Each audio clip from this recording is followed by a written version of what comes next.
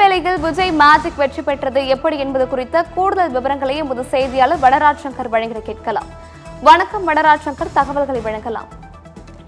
ஷர்மிளா வணக்கம். நிச்சயமாக திருநெல்வேலி மாவட்டம் முழுவதும் விஜய் மேஜிக் என்றே குறிப்பிட வேண்டும். தமிழக வெற்றிக் கழக தலைவர் விஜய்க்கு திருநெல்வேலி மாவட்டத்தில் கிடைத்த அலைமோதிய ஆதரவு, தமிழக வெற்றிக் கழகத்தின் அதிரடி வெற்றி குறித்த தகவல்களை விரிவாக பார்க்கலாம். தமிழக சட்டமன்ற தேர்தல் முடிவுகளில் அனைவரது கவனத்தையும் ஈர்த்திருப்பது திருநெல்வேலி மாவட்டத்தின் தேர்தல் நிலவரம் தான்.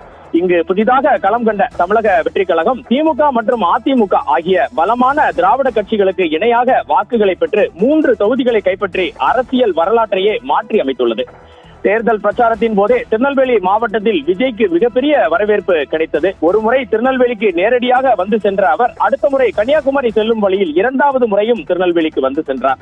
அவர் சென்ற இடமெல்லாம் மக்கள் கூட்டத்தால் சாலைகள் ஸ்தம்பித்தன. இளைஞர்கள் மட்டுமின்றி பெண்களும் முதியவர்களும் விஜயின் வருகையை ஆவலுடன் எதிர்பார்த்ததை நாம் பதிவு செய்தோம். இந்த மக்கள் ஆதரவு வெறும் கூட்டமாக மட்டும் இல்லாமல் வாக்குகளாகவும் மாறி இருப்பதை இந்த தேர்தல் முடிவுகள் தற்போது உறுதிப்படுத்தியுள்ளன. திருநெல்வேலி மாவட்டத்தில் உள்ள 5 தொகுதிகளில் தமிழக வெற்றிக் கழகம் 3 இடங்களில் மிகப்பெரிய வெற்றியை பதிவு செய்துள்ளது.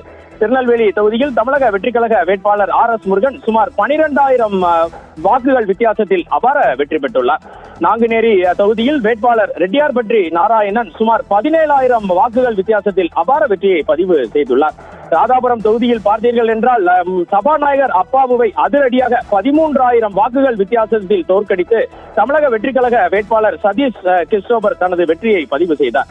இந்த தேர்தல் வெற்றி குறித்து திருநெல்வேலி மாவட்ட மக்கள் தெரிவித்த கருத்துக்களை நேற்று மாலையும் இன்று காலையும் பல்வேறு தரப்பினரிடம் பேசினோம். ஷர்மிளா, 1977 எம்ஜிஆர் ஒரு மாபெரும் அரசியல் மாற்றத்தை கொண்டு வந்ததை போலவே தற்போது விஜய் மிகப்பெரிய எழுச்சியை தமிழகத்தில் ஏற்படுத்தியுள்ளார், திருநெல்வேலி மாவட்டத்திலும் ஏற்படுத்தியுள்ளார் என்றே குறிப்பிடுகிறார்கள்.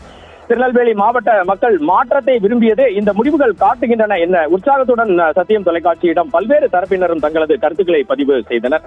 தமிழக வெற்றிக் கழகத்தின் இந்த எழுச்சியால் பல தொகுதிகளில் முக்கிய வேட்பாளர்கள் பின்னடைவை சந்தித்துள்ளனர். குறிப்பாக திருநெல்வேலி மாவட்டத்தில் போட்டியிட்ட 90 வேட்பாளர்களில் திமுக, அதிமுக மற்றும் தமிழக வெற்றிக் கழக வேட்பாளர்களை தவிர நாம் தமிழர் கட்சி மற்றும் பல்வேறு சுயேட்சை வேட்பாளர்கள் பல தொகுதிகளில் தங்களது வைப்பு தொகை டெபாசிட்டை இழந்துள்ளது இங்கு குறிப்பிடத்தக்கது.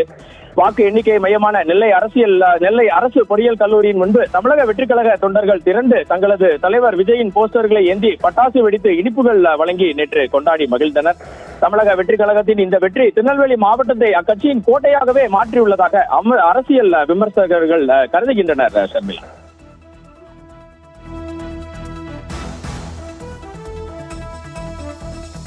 திருநெல்வேலியில் விஜயின் வெற்றி பின்னணி குறித்த தகவல்களை வழங்கியமைக்கு நன்றி வனராஜ் சங்கர்.